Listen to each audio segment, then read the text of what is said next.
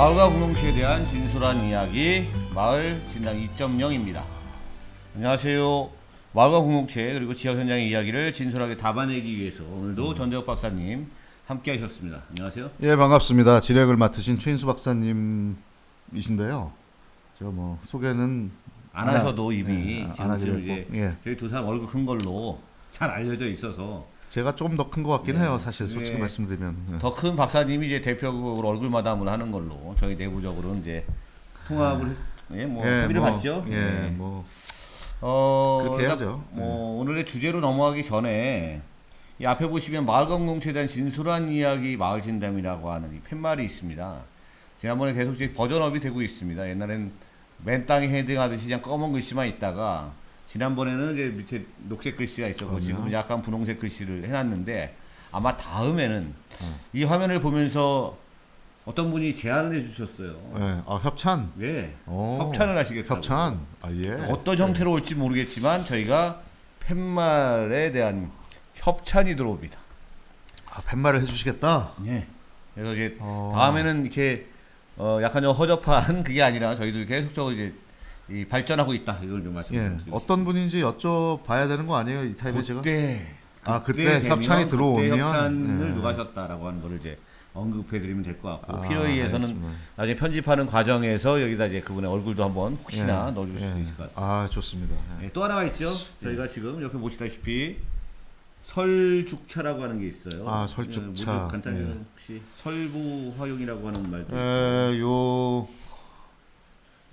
여기 이제 우리 장 PD님이 크게 해주실 거죠, 그렇죠? 예. 설부화용이라고 있는데요. 이게 눈 같은 피부에 꽃 같은 얼굴이다. 저는 이제 뭐 미인을 나타내는 사자성어라고 예.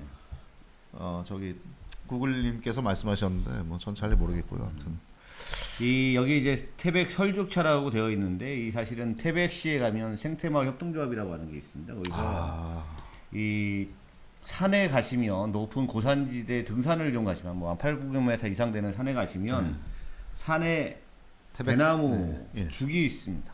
예. 조립대죠. 조립대라고 하는 이렇게 조그맣게 돼가지고 그게 이제 대나무처럼 되어 있는데 그 잎을 따서 그거를 녹차와 유사하게 덮어서 그거를 이제 차로 만든 겁니다. 그래서 예전에는 이게 산죽차였었습니다. 산죽차, 근데 이제 최근에 이름을 바꿨다라고 얘기를 하더라고요. 설죽차. 예, 이 눈이 하얗게 내릴 때 이 잎을 따서 한다라고 하는데 상당히 맛있습니다. 아마 전국적으로 여기 태백산 생태마을 협동조합하고 아마 그 제주도에서 하나가 좀 있다고 하는 것 같은데 제주도 조립대 6차 산업화를 과거에 했었었죠. 그렇습니다. 예. 그래서 이제 녹차보다 조금 더 진합니다. 예. 예, 그래서 그거를 아이스크림하고 이렇게 섞어서 먹은 예, 그러한 걸로도 가능하고요. 일단은 한 번쯤은 권해드리고 싶은 맛이 상당히 좀 좋습니다. 아, 저도 그 아이스크림 먹어봤는데요. 정말 같이 드셨잖아요. 같이 먹으면 괜찮죠. 예. 뭐 둘이 먹다가 하나 죽어도 모를 그런 맛입니다. 죽지 않고 여기 살아왔다는 거. 예. 그래서 죽을지도 모르는 차 이런 뜻이죠. 뭐. 눈 속에서 죽을지도 모르는 예. 먹다 죽을지 모르는 눈 오는 날 먹다가 너무 맛있어서 죽을지도 모르는 차. 근데 이게 설죽차라는 게 이게 협찬이 너무 기나? 예, 아무튼 이 그렇습니다. 뭐. 설죽차라는 게 이게 이 담양의 이 대나무 차 죽차가 있잖아요. 네. 저는 참 좋아했었는데 네. 되게 시원하죠. 네. 그대로 담양의 그 대나무 차의 맛을 그대로 가지고 있어요. 제가 마셔본 결과. 그다음 두 번째는 설죽차 아까 말씀하신 산죽차 설죽차로 바뀔 때 이분들이 이제 실험을 해보니까 네. 눈이 막 한참 펑펑 내리는 겨울날 땄을 때? 그때 가장 영양 성분들이 어떻게 보면은 겨울을 나기 위해서 몸에 간직하고 있어서 그때 딴 잎들이 아주 기가 막힌 맛이다. 뭐 이런 의미에서 설죽차라고 하시네요. 그래서 피부에 특히 좋고. 네.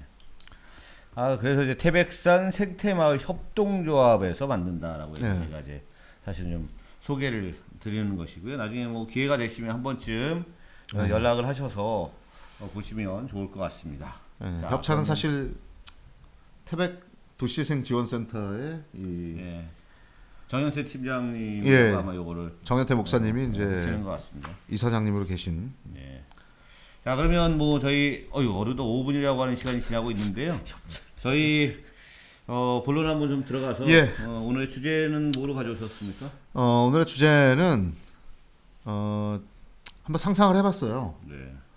그러니까 최근에 이제 행정체제 개편 특별법에 의해서 또 이제 지방자치법 전면 개정안도 통과가 되고 이제 행정구역 조정들이 발생하잖아요. 특히 이제 그 중에 우리가 눈여겨봐야 될 것은 이 과거에 대동제라고 불리던 즉 광역동 대동제, 대읍제, 대면제.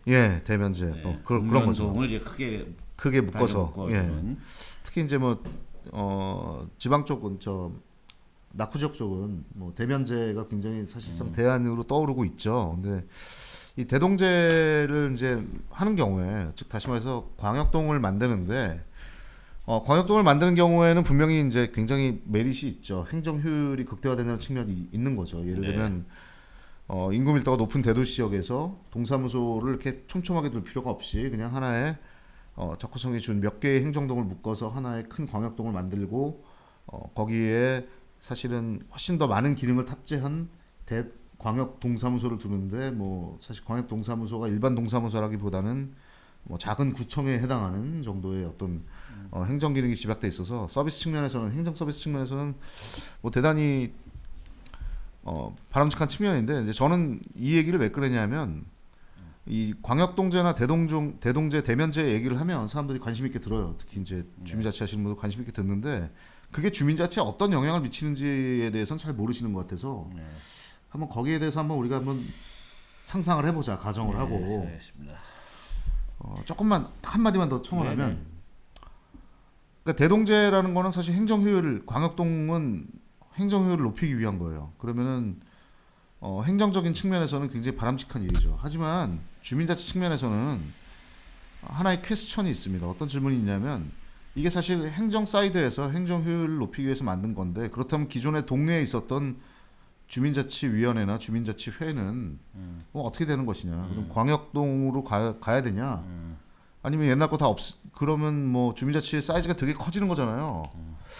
뭐 그런 데서 무슨 놈의 공동체 활성화를 하냐? 뭐 이런 비판도 있을 수 있고 왜냐하면 사이즈가 커지면 사람들이 모이기가 힘드니까. 그래서 이런 경우에는 우리가 주민자치를 어떻게 해야 될까가 이제 오늘의 주요 이슈입니다. 이 광역동이라고 하면은 기존에 예를 들면 읍이든 면이든 동이든 이제 대동이라고 하면 뭐 동이 만약에 뭐 50개 정도가 있으면 이것들을 한 두세 개, 세네 개씩 묶어서 그걸 광역동이라고 칭하고 나머지 이제 묶임에서 이제 빠져나왔던 다른 동들은 이제 그냥 일반적인 주민센터 주민 공간으로 만들어내는 부분인데요. 이것이 대표적으로 진행됐던 부분이 아마 남양주시도 있었던 것 같고요. 그다음에 경기도의 부천시가 이런 좀 해당 케이스가 돼서 이것에 이제 자세한 얘기들은 이제 요것들을 저희보다 훨씬 더 잘 알고 계시는 김필도 박사님을 모시고 얘기를 하고 오늘의 지급 얘기는 저희가 이제 상상에 기반해서 그냥 가정하에서 한번 논의해 보자. 만약에 뭐 30개가 있는 것을 3개 정도씩 묶어서 10개의 광역동으로 만들면 20개가 사실은 동이 없어지는 거죠. 근데 그게 예전에 주민센터에 있었으니까 그 주민센터는 그대로 있고 그리고 이 30개는 이 동단위 같은 경우는 예전에 의무적으로 주민자치위원회로 전환이 됐었기 때문에 실제 주민자치위원회가 30개가 있었던 겁니다. 이걸 10개로 묶어내면 이 10개는 광역동으로 존재하고 나머지 20개의 주민자치위원회는 어떻게 되느냐 이 얘기를 지금 하시는 것 같아요. 그렇죠. 예, 맞습니다. 없어져야 되느냐? 없어져야 됩니까? 어떻게 됩니까? 어떻게 이게 만만치가 않죠. 그게 만만치가 않죠. 행정에서 결정을 해서 10개로 묶고 여기는 광역동이다. 나머지는 그냥 주민 공간이다라고 하는 것들은 의회나 뭐 여러 가지 절차를 거쳐서 처리하면 되지만 사람들이 관여되어 있는 주민자치위원회는 그렇죠. 없애라 할 수가 없죠. 그래서 제가 이제 왜 이 주제를 가지고 왔냐면 기존에 그럼 동사무소가 3개 있었어요. 광역도로 합쳐져서 하나의 광역동 사무소가 생겼어요. 그럼 이제 그 중에 큰 데를 뭐 쓴다 이거면 나머지 2개의 동사무소 어떻게 할 것이냐? 어떻게 해야 되죠? 그거 뭐 폐지할 수도 있고 아니면 다른 용도로 쓸 수도 있고. 그러면은 사실 기존의 주민자치위원회나 주민자치회의 중요한 기능 중에 하나가 동사무소에서 교육 프로그램 운영하고 평생학습 프로그램 운영하고 뭐 주민들 뭐 이렇게 뭐 자체적으로 뭘 하고 그것도 다 폐지할 거냐? 그렇죠. 예. 광역동을 묶었으니 묶었으니. 광역동 하나만 놔두고 나머지 두 개는 그런 프로그램도 운영하지 말아라. 그럼 문 닫는 거잖아요. 그럼 닫는 거죠. 예. 그거 할 거냐? 해체시키는 거고. 그러니까 이거는 분명히 그 주민 서비스를 약화시키는 행위일 수 있죠. 약화시키는 행위일 수 있습니다. 특히 자치 업무나 이 자치 공간을 하나 없애는 거니까요. 네. 그러면 이제 이것도 분명히 이제 자치단체의 어떤 행정 재산이기 때문에 공유재산이기 때문에 뭐 그 공유재산의 용처를 그러면 뭘로 하는 것이 좋겠냐가 먼저 결정돼야 될 문제라고 저는 봐요. 네. 그건 뭐 의회나 아니면 저 공유재산 관리관이 알아서 결정하는 문제지만 어쨌든 뭐 예를 들면 거기에 뭐 새로운 시설 하나 만든다든가 뭐 주민 무슨 뭐 생활형 SOC를 만든다거나 뭐 이런 게 가능하지 않습니까? 그러면 만약 없어진다면 주민자치회가 없어지는 게 주민자치위원회가 없어지는 게 맞냐? 네. 이렇게 하면 어떨까요? 어떻게 해요? 지금 최근에 저희가 얘기하고 있는 것이 주민자치회잖아요. 예. 광역동이라고 하는 그 묶어낸 10개는 주민자치회를 설치하고 예. 나머지 없어지는 20개는 예. 주민자치의 분회를 만드는 겁니다. 아, 분해. 그래서 그 당시에 있었던 주민자치위원회를 예. 이 광역동의 주민자치회의 분회로 만들면. 분해로 만든다. 네. 아, 참 좋은 아이디어 같은데요. 네. 아, 물론 실행 과정상에 언뜻 든 생각인데, 분해로 만든다면 기존의 주민자치회나 그 조그만 소동의 네. 주민자치회나 주민자치위원회를 그대로 두는 거예요, 사실상. 그것도 역시 이제 주민자치회를 저희가 시범 사업을 시범 실시를 할 때 주민자치회를 새롭게 구성을 하잖아요. 네. 있는 주민자치위원회를 전환시키는 것이 아니라 네. 주민자치회를 만드는 겁니다. 물론 새로 여기는 만들어. 예. 기존의 주민자치위원회의 위원분들이 새롭게 만들어진 주민자치회에 참여하실 수 있죠. 전환되는 건 아니거든. 같은 원리로 예. 여기 소동인 2개 없어지는 거기도 분해를 만들 경우에 이 분해를 새롭게 만드는 겁니다. 주민자치에 소속된. 그리고 거기에 있었던 주민자치위원회도 역시 해산하고 이 주민자치로 들어오는 거죠. 개별적으로 들어오는 거죠. 그러면 새로운 분들도 들어오시고. 이름을 이제 분해라고 하니까 조금 뭐 하면 이름을 이제 별도로 붙여서 이 광역동은 주민자치회라고 얘기를 하고 네. 이 조그만 소동들은 주민자치회라고 하지 않고 분해라고 하도 좀 자꾸 그러니 뭐 마을회, 마을자치회, 마을자치회, 마을자치회, 뭐 이런 식으로 해서 이름을 지면 구분도 되지만 예. 이 마을자치회는 주민자치회의 분해이다. 분해이다. 이렇게 규정을 지으면 뭐 큰 어려움이 없지 않을까요? 그러면은 이제 제가 만약 새로운 어떤 광역동의 동장이면 사람들이 저한테 그 얘기를 할 것 같아요. 그럼 기존에 나는 소동의 주민자치위원회였는데 네. 그럼 내가 지금 광역동의 주민자치회로 들어가면 되는 거냐? 내 자리가 있는 거냐?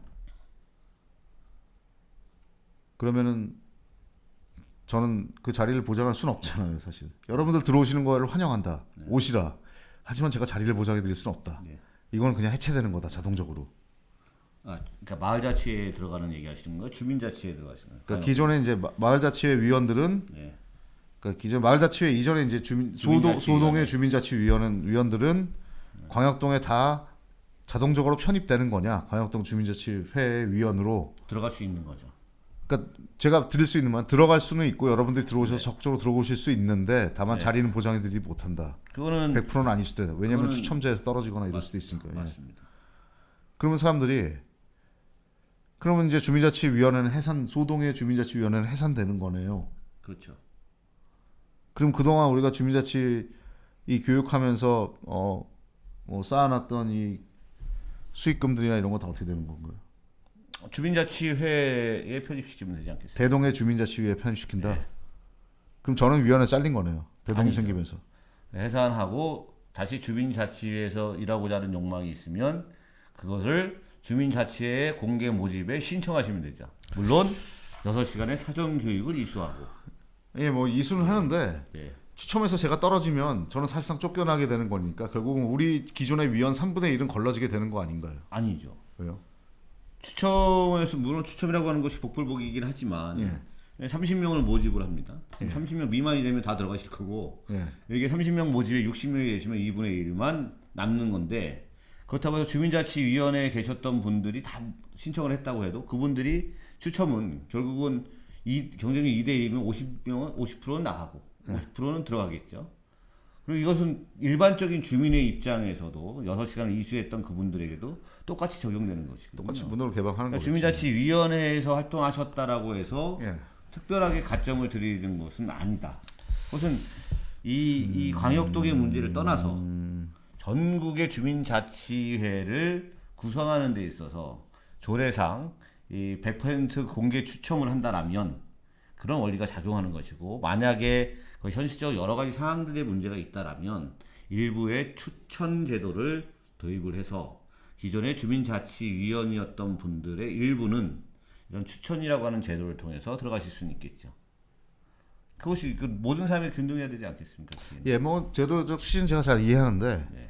주민자치 기존의 이제 소동의 주민자치위원 입장에서는 일부는 뭐 추천제든 뭐든 당연직이든 글로 빠지면 되고, 일부는 응모해서 추첨제로 사전교육 받고 추첨에 의해서 선발시켜지는데 어쨌든 일부는 못 들어가는 거예요. 다시 말하면 기존의 소동의 주민자치위원회가 가지고 있던 기득권을 내려놔야 된다는 얘기죠. 예.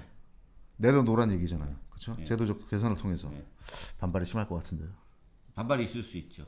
네. 근데 이제 어쨌든 이 주민자치회를 추첨이라고 하는, 네. 그러니까 늘 오늘의 주민자치위원회 위원이었던 분들이 내일의 주민자치위원이어야 되고, 모레의 주민자치위원회 위원이어야 되고, 그 다음날의 주민자치위원회 위원이어야만 하는 것은 아니라는 겁니다. 왜냐하면 주민자치위원회 또한 주민자치회는 공적인 기구인 거죠. 이것을 누군가가 항상 독점할 수는 없는 것이고, 그 기득권이라고 하는 것을 보장받을 수는 없는 겁니다.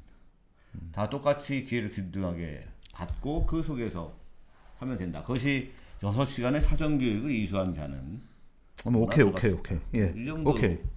그 결국은 이제 잠시 저희가 시뮬레이션을 한 거잖아요. 이렇게 저는 네, 이제 상상을 한 거죠. 소등의 주민자치 입장에서 보면 화가 나죠. 화가 날 것 같아요. 예, 이걸 괜히 이거 광역동제를 해서 기존에 내가 누려왔던 기득권을 내려놔야 되는. 그럼 나는 이걸 과연 받아들일 것이냐? 뭐 절이 싫으면 중이 떠난다는 의미에서 뭐 이사 가야 되나? 뭐 이것 때문에 이사 갈 수는 없잖아요, 그렇죠? 어쨌든 뭐 그렇다고 치고요. 네. 그래서 그게 좀 문제가 있겠네요, 확실히. 그러면 기존의 주민자치위원회, 소동의 주민자치위원회를 어느 정도나 우리가 기득권을 인정해 주느냐. 분해라고 한다면 분명히 이거는 독립된 소동의 마을자치회는 아니잖아요. 네. 그래서 어떻게 보면 하나의 그냥 분과위원회와 다를 게 없는 거. 분해나 분과는 물론 다르죠. 내용상 다르지만 어쨌든 뭐 그런 하부 조직의 하나가서 새롭게 주민자치회 규정을 만들면 거기 따라가야 되는 거고, 재산은 다 광역동에 뭐 재산이라고 얼마 있겠어요. 사실 뭐 주민자치 수입 그거 뭐 얼마 되지도 않은 강사로 다 나가면 끝이긴 한데, 어쨌든 그런 것도 다 이쪽으로 반납해야 되고, 나는 주민자치위원회에서 잘릴 수도 있는 거고. 이거 상당히 좀 현장에서 상당히 좀 하여튼 주민자치위원회에서 잘리는 것이 아니라 만약에 추첨해서 안 되면 이것이 본인의 운명인가 보다라고 한 2년 정도 쉬셨다가 다음에 다시 하시면 되는 거거든요. 아니 물론 이제 맞죠. 근데 네, 기득권을 누리는 입장에서는 잘린 거죠.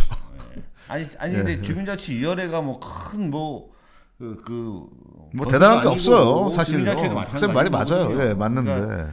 그러니까 공적인 곳에서 자기의 능력과 재능들을 기부하듯이 그것들을 통해서 읍면동이 좀 더 발전된 모습으로 갖게 하기 위해서 활동하는 거거든요.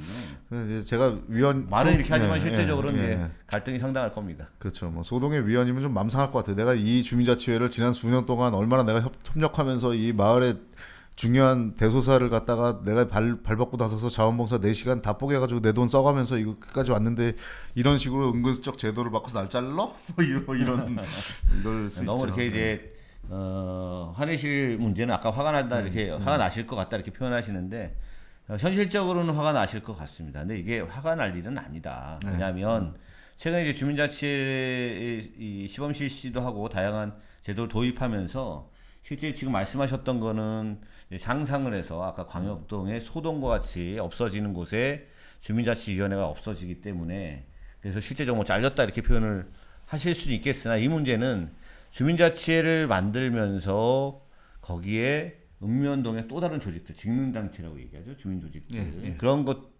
곳과에서도 그런 얘기를 해요. 그러니까 주민자치하면서 우리를 없애려고 하는 거냐 이렇게 얘기를 하거든요. 저는 이제 이런 얘기가 나오면 뭐라고 말씀드리냐면 아닙니다. 여러분들이 함께 주민자치를 만들어 나가는 겁니다. 주민자치는 여러분들과 경쟁하는 또 하나의 조직이 아니라 여러분들과 함께 여러분들 전체를 담아내는 그릇과 같은 것입니다. 또는 박사님은 앵커, 저는 엄브렐라. 아니 뭐 그릇 예. 이렇게 표현하는데 이제 그렇게 이해를 시켜야 될 문제이지 화가 나시는 건 이해를 하지만 거기에서 잘렸다고 해서 아니면 이제 그럼에도 불구하고 본인이 속된 말로 이제 추첨해서 잘려서 안 하게 되면 그저 하고 싶으시면 분과위원회에서 활동하시면 됩니다. 그런 방법도 있죠. 분과위원회. 예.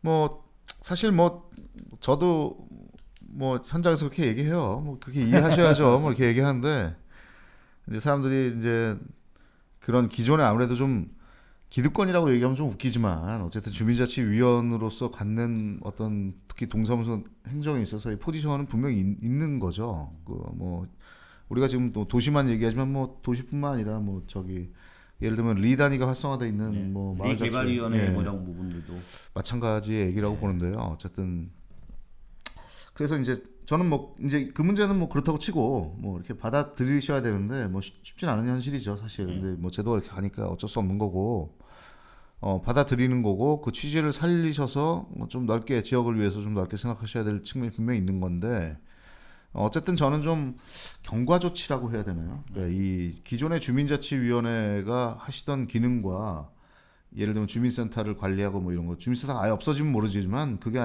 아니라 당분간 존속되거나 비슷한 형태로 남아 있다면 실제로 이 광역동제한 지역에 가면은 동사무소는 없어졌지만 그 행정 기능은 빠져나갔지만 주민자치센터는 그대로 있는 경우들이 많지 않습니까?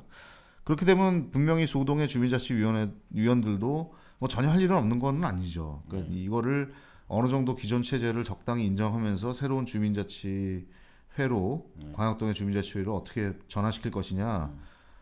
요거에 대한 특히 이제 뭐 여러 가지 기득권이라고 할 수 있는 여러 가지 이제 그런 권한들에 대한 경과 조치들, 그다음에 이 독립성에 대한 마을자치회의 독립성에 대한 경과 조치들 이런 것들에 대해서 좀 상당히 좀 고민을 해봐야 물론 이제 큰 취지에서는 그걸 받아들이는데 뭐 그럴 필요가 있다고 저는 보고요.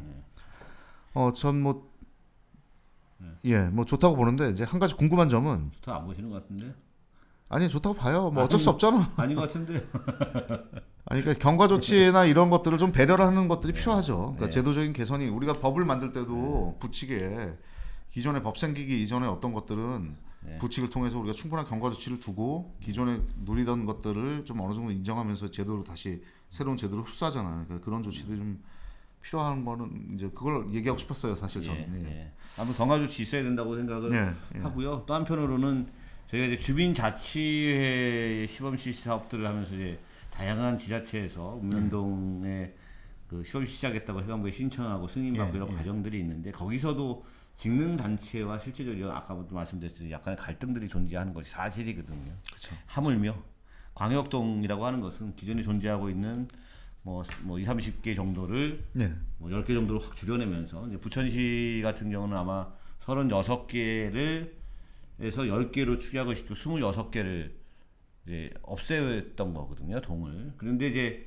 이것은 또 약간은 행정의 인위적인 행위가 진행됐던 거고 주민자치위원회는 존재하고 있었던 겁니다. 그렇죠. 그렇기 때문에 존속하고 있었던 거를 약간 광합적인 행정의 조치에 의해서 바뀌어나가기 때문에 이게 이제 갈등이 심화될 여지가 있습니다. 그래서 저는 그런 경우 같은 기존에 거기는 이제 마을자치회라고 한다라면 그것은 저는 주민자치회의 분해로 기능하는 것이 맞다 이런 판단들을 좀 하고 있고 그러한 경과 조치를 위해서 아마 거기도 마을자치회의 일부 위원들이 뭐 회장이나 마을자치회 회장, 부회장이나 뭐 사무소 이런 분들이 아마 당연직으로 주민자치회의 위원이 되는 걸로 뭐 알고 있는데 그러한 것도 사실 어떻게 보면 말씀하신 듯이 이런 갈등을 완화시키기 위한 조치 중에 하나였다. 저는 그렇게 생각을 좀 하고 맞습니다. 있습니다. 그러니까 행안부가 사실상 뭐 100% 추첨제를 권장하고 있지만 무조건 하라는 건 아니거든요. 사실 뭐 현실적으로는 말씀하신 대로 경과 조치의 의미로서의 어떤 단연직이나 추첨제나 이런 것들 병행해 나가면서 점차로 추첨제로 가면서 사실 뭐 도시 지역에서 추첨제 추첨제가 갖는 의미가 있습니다. 그렇죠? 그 결과의 무작위성 내지는 이 투명성 이런 걸로 인해서 갖는 대표성의 측면이 있는데 도시 지역에서는 그게 또 주민들의 다 영향들도 높고 그러니까 그게 가능할 수 있는데 또 의외로 농촌 지역에서는 또 이 계층 간에 또 뭐 이런 여러 가지 그게 예를 들면 뭐 새로 귀농귀촌하신 이주민들과 뭐 선주민의 텃세라든가 뭐 또 이런 것들이나 뭐 아니면 뭐 외국인의 어떤 외국인 신부들의 문제라든가 하여튼 뭐 여러 가지 좀 동질성이 되게 높은 것 같음에도 불구하고 뭐 주민들 간에 좀 그런 계층상 레이어들이 굉장히 복잡해서 또 그런 경과 조치들이 좀 필요한 것 같고요.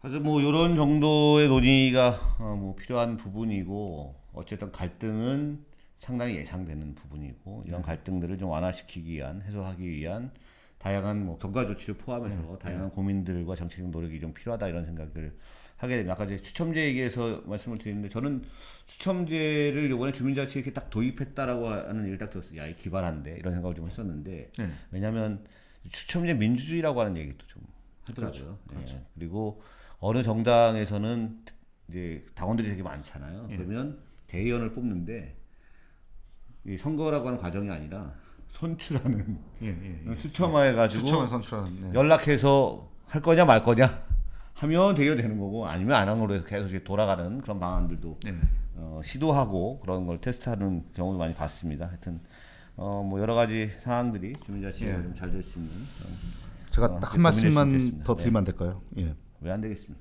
예. 여기서 안 된다고 해서 안 하겠습니까? 그렇죠. 추첨제를 많은 분들이 우리가 한번 추첨제도 한번 자세하게 다뤄야 되지 않습니까? 그렇죠. 네. 근데 이제 아까 제가 무작위성이라고 말씀드렸는데 무작위성이 뭘 뜻하냐 하면 인위적인 개입이 없다는 걸 뜻하는 거죠. 그렇죠. 추첨에 의해서 결정. 그러니까 인사를 하는 데 있어서 인위적으로 개입하지 않고 뭔가 우연적인 요소에 의해서 그래서 어떻게 보면 조금 더 대표성의 좀 정당성을 갖고 있는 거예요, 사실은. 뭐 특정 인사의 의지에 의해서 개입되는 그런 게 아니라는 의미고. 두 번째는 저는 아까 그 광역동 문제에서 하고 싶었던 얘기가 있었어요. 그게 뭐 가시기 전에 추첨제 얘기하셔서 제가 이 추첨제 쉽게 표현하면 제비뽑기, 사다리 타기 뭐 이런 거죠. 그거죠. 로또, 복권 이것이 다 공정을 기한 민주적이다라고 하면서 우연성에 기반한 무작위성에 기반한 어쨌든 모든 사람이 사실상 좀 동의되어 있는 그런 부분이라고 얘기할 수 있을 것 같고요. 아까 추가로 얘기하실 부분. 이 분해를 우리가 아까 저희 논의했잖아요. 마을자치회라는 형태의 분해, 그 소동이나 아니면 마을자치회 형태의 뭐 리나 뭐 이런 마을자치회가 저는 이제 활성화되면 좋은데 그거를 좀 나눠야 될 것 같아요. 그러니까 역할 분담을 좀 해야 되잖아요. 그렇죠? 그러면 주민자치회는 뭐를 담당하고 마을자치회는 뭘 담당할 것이냐? 아까 저는 뭐 주민센터의 운영 이렇게 말씀드렸는데 그건 사실 뭐 표면적인 거고 저번 시간에 우리가 다뤘던 이 주민자치의 기능, 그 조례 개정하면서 나왔던 주민자치 업무 그리고 협의 업무, 위탁 업무 이 세 가지로 봤을 때는 저는 마을자치회는 주민자치 업무에 조금 더 포커스를 두고 운영이 돼야 돼요. 분해들은 그렇게 운영이 돼야 되고 반대로 주민자치회, 광역동의 주민자치회는 행정과의 접점이 되게 중요하기 때문에 오히려 이제 협의 업무나 위탁 업무 중심으로 역할 분담을 해야 되는 것이 아니냐. 그게 사실은 되게 중요한 게 그거에 따라서 주민자치회 구성이나 뭐 서로 이 관계 형성이나 이런 것들이 좀 달라질 수 있다고 저는 생각합니다. 갈등이나 충돌을 좀 완화시킬 수 있겠죠. 광역동은 뭐 시군구라고 하는 지방자치단체와의 행정협력의 문제들을 다뤄내고 그러면서 이 마을자치회든 이 분해와의 또 다른 이제 부분들을 다루면서 실제 이 분해는 좀 더 현장에 주민자치회보다는 조금 더 밀착되어 있는 현장 기반의 주민자치라고 하는 부분들을 업무나 이런 부분들 좀 실행하면 좋을 것 같습니다. 그러니까 자꾸 길어지는데 이 정도 하죠. 다음에 하시면 됩니까? 아니 근데 딱 한마디 저 사인이 와가지고 미안해 PD. 오히려 제가 아까 말씀드렸듯이 시간에 구애받지 않는 것도 한번 테스트해볼 필요가 있는데 그러니까 이제 그런 게 있는 것 같아요. 아까 제가 마을자치회, 그러니까 박쌤 표현하시는 이 앵커 조직은 사실 좀 굉장히 수상적인 개념이고 좀 실행체에 가까운 개념이고, 엄브렐라라는 측면에서 보면은 마을자치회는 마을 공동체를 엄브렐러링 하는 것이 되게 중요하고, 그 다음에 광역동의 주민자치회는 마을자치회와 다양한 형태의 주민 참여 조직들을 엄브렐러링 하는 게 되게 중요하지 않냐. 네, 좋습니다. 저는 이제 그렇게 했어요. 저는 그릇화하는 거 그렇다. 똑같습니다. 담아야 된다. 위에서는 엄브렐라로 덮고 아래서는 그릇으로 받치고, 이것이 주민자치회가 되어야 한다라고 생각이 들고요.